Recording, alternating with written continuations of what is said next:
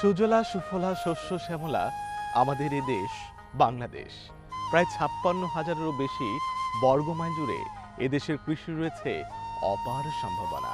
সুপ্রিয় দর্শক মণ্ডলী, বাংলাদেশ টেলিভিশন চট্টগ্রামের কৃষি বিষয়ক নিয়মিত অনুষ্ঠান কৃষি কথায় স্বাগত জানাচ্ছি আমি আশিক আরেফিন।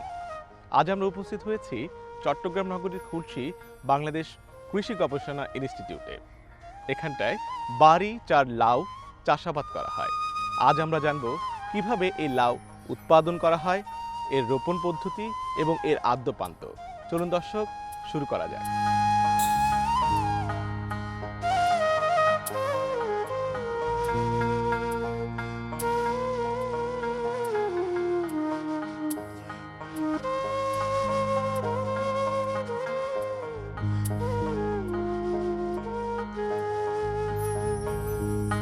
বাংলাদেশ কৃষি নির্ভর একটি দেশ।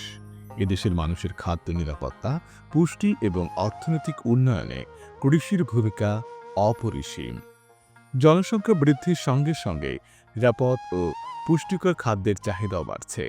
এই চ্যালেঞ্জের মোকাবেলায় প্রয়োজন আধুনিক ও উন্নত জাতের ফসল উদ্ভাবন। সে লক্ষ্যেই বাংলাদেশ কৃষি গবেষণা ইনস্টিটিউট দীর্ঘদিন ধরে গবেষণা কার্যক্রম পরিচালনা করে আসছে। বাংলাদেশের সবজি চাষে লাউ একটি অত্যন্ত গুরুত্বপূর্ণ ফসল। এটি সহজে চাষ করা যায়, কম সময়ে ফলন পাওয়া যায় এবং সারা বছরই কোনো না কোনো অঞ্চলে এর উৎপাদন সম্ভব।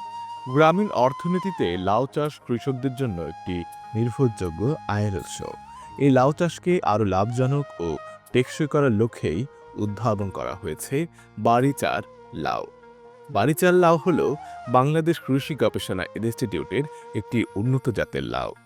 দীর্ঘ গবেষণা, মাঠ পর্যায়ে পরীক্ষা এবং কৃষকদের বাস্তব অভিজ্ঞতার আলোকে এই জাতটি নির্বাচন করা হয়েছে। বাংলাদেশের আবহাওয়া ও মাটির গুণাগুণের সঙ্গে সামঞ্জস্য রেখে বাড়িচার লাউ উদ্ভাবন করা হয়েছে, যা দেশের বিভিন্ন অঞ্চলে সফলভাবে চাষ করা যায়।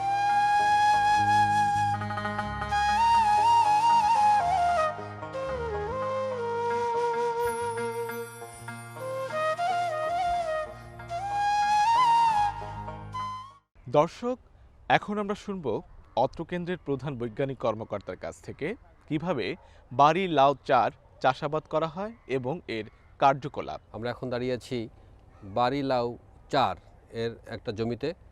আপনারা দেখতে পাচ্ছেন এই লাউটা প্রচুর বিয়ারিং, প্রচুর ধরে, ফলন ভালো এবং এটা কিন্তু সারা বছর চাষ করা যায়।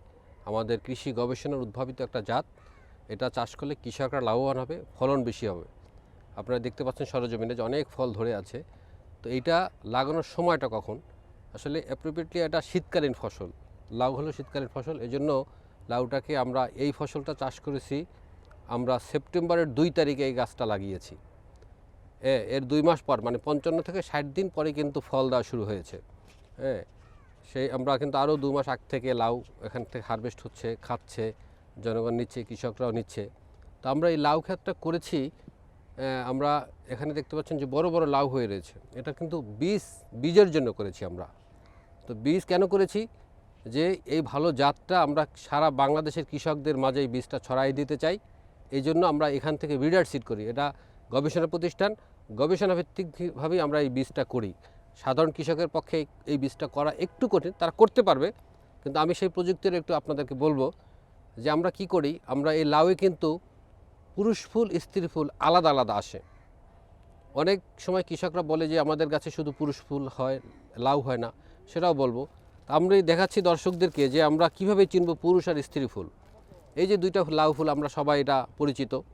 তো আমরা করি কি, অনেক সময় কুমড়া জাতীয় বা লাউ জাতীয় গাছে এটা পরাগণটা নিশ্চিত করার জন্য আমরা এই পুরুষ ফুলটা ছিঁড়ে নিয়ে আসব। পুরুষ ফুলটা ছিঁড়ে নিয়ে আসলে এই পুরুষ ফুলের পাপড়িগুলা এটা যদি আমি ফেলে দেই, তাহলে এই পুরুষ ফুল অনেক পরাগ রেণু থাকে।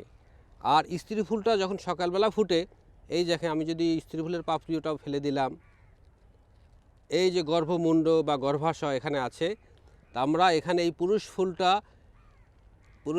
আমি এই স্ত্রী ফুলের উপরে, স্ত্রী যে লাউটা, এই যে এই ফুলটার উপরে আমি হালকা একটু হাত দিয়ে ঘর্ষণ করব, অথবা লাড়া দিলেও এখান থেকে অনেক পুরুষ রেণু, পুং রেণু বলে, এই রেণুটা স্ত্রী ইয়াতে হলেই আমার পরাগণটা নিশ্চিত হবে এবং ফলটা টিকে থাকবে। এই ছোট্ট বিষয়টা খুবই জরুরি। এই লাউ জাতীয় গাছে এইটা না হলে ফলনটা কম হবে। এটা কৃষকরা যেন এটা করে, তাহলে ফলন বেশি হবে। আমার অনেক সময় কৃষকরা আসে যে আমার লাউ এরকম হয়, স্থির লাউ হয়, কিন্তু আমরা ফল পাই না, ফল ঝরে পড়ে, ফল কালো হয়ে যায়। সেটার একটা পরামর্শ প্রযুক্তি আমি এখানে দেখাচ্ছি যে এই লাউ জাতীয় গাছে একটা মাছি পোকার আক্রমণ হয়। যখন কচি অবস্থায় লাউ থাকে, এই কচি আর একটু বড় থাকে, তখন লাউটা কচি থাকে। লাউটা কচি থাকলে হয় কি, ওই পোকাটা আসে, মাছি পোকাটা আসে। মাছি পোকাটা এসে এই লাউটার উপর বসে ডিম পাড়ে দেয়, ছোট্ট হুলফুটি ডিম পাড়ে দেয়, ওটা চলে যায়। এইটার কারণেই এই লাউটা ঝরে পড়ে বা পড়ে যায় বা নষ্ট হয়ে যায়। তো এই ক্ষেত্রে কৃষকরা যদি এই প্রযুক্তিটা নেয় আমাদের, এটা হলো ঔষধ স্প্রে করলে ভালো ফল পাওয়া যাবে না, হ্যাঁ, কারণ পোকাটা উড়ে যায়, ডিমটা থেকে যায়। এটার জন্য আমরা করি কি, একটা প্রযুক্তি হলো, এটাকে ফেরোমেন ট্র্যাপ বলে। কৃষকরা উচ্চারণ করতে অসুবিধার জন্য আমরা এটাকে জাদুর বাক্স বলা হয়। এই জাদুর বাক্সটার কাহিনীটা হলো যে উপরে একটা তাবিজ থাকে। এই দেখেন একটা বয়ম, এই বয়মটার দুই পাশে কাটা, হ্যাঁ, আর উপরে একটা তাবিজের মতো ঝোলানো থাকে, ওটা একটা কেমিক্যাল দেওয়া থাকে। তো ওই কেমিক্যাল পুরুষ মাছি পোকার গন্ধ, ওই কেমিক্যালটা, তো নিস্থির মাছি পোকারা ওই পুরুষের সাথে মিলন করার জন্য গন্ধ পায়। গন্ধ পাইলে সেই দিক দিয়ে ঢুকে, সে মনে করে এখানে আছে, পুরুষ মাছি পোকা আছে। তো ওখানে গেলেই ঢুকলেই সেই যে এখানে একটা সাবান পানি দেওয়া থাকে, নিচে যে সাবান পানি দেখেন, এখানে পোকা কিন্তু পড়ে আছে, এই সাবান পানির সাথে পাখা লাগলেই ওখানে পড়ে মরে যায়। তাহলে এইটা খুবই ভালো একটা প্রযুক্তি কুমড়া জাতীয়র জন্য। তাহলে কিন্তু ওই পোকাটার আক্রমণ কম হবে, পোকা এসে মরে যাবে, তাহলে আমার ফলন কিন্তু বাড়বে এবং এই ফল টিকে যাবে। এই দুই তিনটা যে জিনিস বললাম, এটা যদি আমরা কুমড়া জাতীয় বা লাউ জাতীয় জিনিসে করি, তাহলে ফলন অনেক বৃদ্ধি পাবে।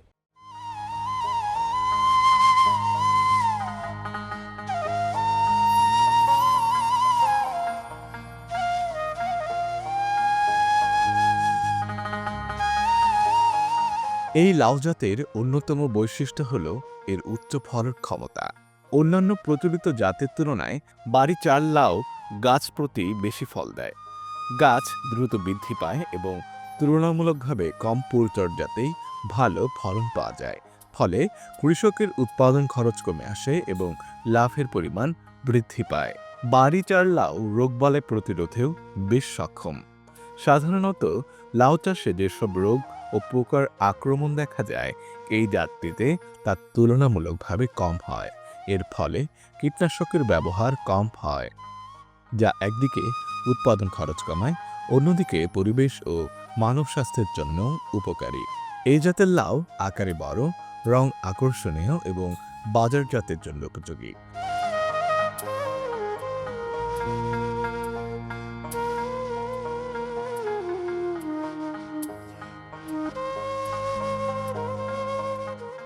এই লাউটা কিন্তু খেতে ভালো এবং এই লাউটা দেখবেন যে অনেক বড় হয়, অনেক বড় হয়। বীজ আমরা এই পর্যন্ত এটা হবে, আস্তে আস্তে বড় হয়ে যাবে।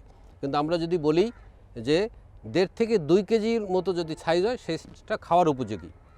হ্যাঁ, এই লাউটার মধ্যে এই আমরা খেয়ে দেখছি, লাউটার স্বাদ ভালো, কচি থাকে এবং এটার একটা শেপ আছে, বোতল শেপ বলে আমরা, বোতলের শেপ, উপর থেকে বোতলের মতো, তারপরে নিচে বড় হয়ে যায়। এগুলো চিনলে বুঝবো যে এটা বাড়ি লাউ 4। তো এটা খুবই ভালো জাত, সারা বছর করা যায়, গ্রীষ্ম শীত দুটাই করা যায়। এটা যদি কৃষক করে, তারা লাভবান হবে। এখানে আমরা বলি যে 1 হেক্টর জমিতে যদি লাউয়ের ফলন ভালো হয়, তাইলে আমার 80 থেকে 90 টন আমরা লাউ পাবো। এই একটা বিষয়। আর একটা বিষয় হলো, লাউ গাছে আমরা দেখেন এই মাচার নিচে কোনো শাক রাখবো না, মানে এই গাছটা যখন মাচায় উঠবে, তখন মাচার নিচের কোনো পাতা রাখবো না বা কোনো ব্রাঞ্চও রাখবো না আমরা।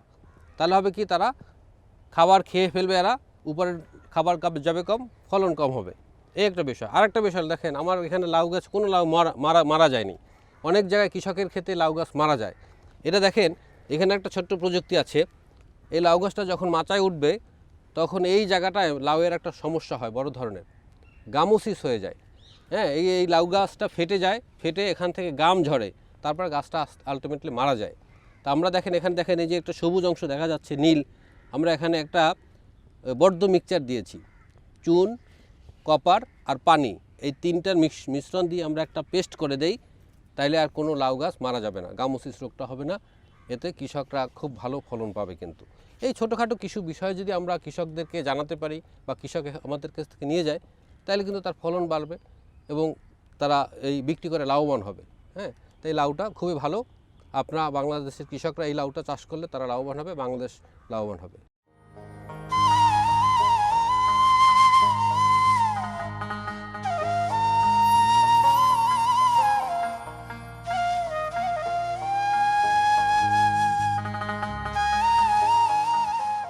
লাউয়ের শ্বাস নরম, রান্নার পরও গুণগত মান ভালো থাকে। স্বাদ ভালো হয়, ভোক্তাদের কাছে এই লাউয়ের চাহিদা দিন দিন বাড়ছে। বাজারে এর দাম তুলনামূলকভাবেও ভালো পাওয়া যায়। বাড়িচার লাউ পুষ্টি গুণেও সমৃদ্ধ। এতে রয়েছে প্রয়োজনীয় ভিটামিন, খনিজ উপাদান এবং খাদ্য আঁশ, যা মানবদেহের জন্য অত্যন্ত উপকারী। নিয়মিত খাদ্য তালিকায় এই লাউ অন্তর্ভুক্ত করলে পুষ্টির ঘাটতি পূরণে সহায়ক ভূমিকা রাখে।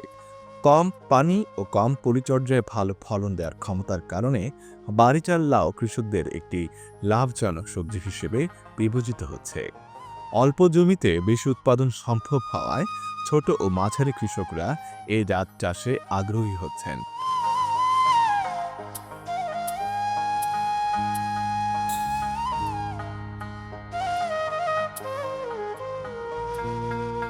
বাংলাদেশ কৃষি গবেষণা ইনস্টিটিউটের উদ্ভাবিত বাড়িচার লাউ আজ দেশের সবজি উৎপাদনে একটি সম্ভাবনাময় সংযোজন। আধুনিক গবেষণা ও কৃষকদের সহযোগিতায় এই জাত ভবিষ্যতে আরও বিস্তৃতভাবে চাষ হবে, এমনটাই প্রত্যাশা। বাড়িচার লাউ শুধু একটি সবজি নয়, এটি বাংলাদেশের কৃষি গবেষণার সাফল্যের একটি উদাহরণ। উন্নত জাত উদ্ভাবনের মাধ্যমে কৃষকের আয় বৃদ্ধি, পুষ্টি নিশ্চিতকরণ এবং খাদ্য নিরাপত্তা অর্জনের পথে এটি একটি গুরুত্বপূর্ণ পদক্ষেপ।